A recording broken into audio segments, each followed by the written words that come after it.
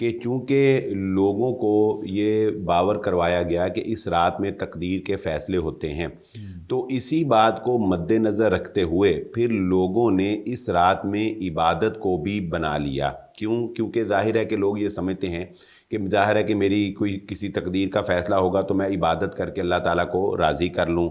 मैं इस रात में जब मेरा फ़ैसला हो रहा हो तो मैं अल्लाह को जो है वो खुश कर रहा हूँ। और इसी तरह ये भी फिर यानी देखा-देखी आप देखेंगे कि जैसे-जैसे ट्रेंड बदलता गया कि लोगों ने इस रात से पहले माफ़ी के मैसेजेस जो है वो भेजना शुरू कर दिए कि जी तकदीर का फ़ैसला होना है, पता नहीं क्या हो जाए, आप मुझे माफ़ कर दें। और इस तरह के दुआइया कलिमात आपको व्हाट्सएप के ऊपर जो है वो देखने को बिल्कुल मिलेंगे। तो ये सारा तसव्वुर जो बैक पे है वो वही है कि इस रात ये समझा जाता है कि तकदीर के फ़ैसले होते हैं। जबकि ये बात शेख साहब ने वाज़ेह की कि तकदीर के फ़ैसले जो हैं वो लैलतुल कदर के, और ये हम जानते हैं कि उस रात को खुद ही शरीयत ने खैरुम मिन अल्फ़ी शहर करार दे दिया है।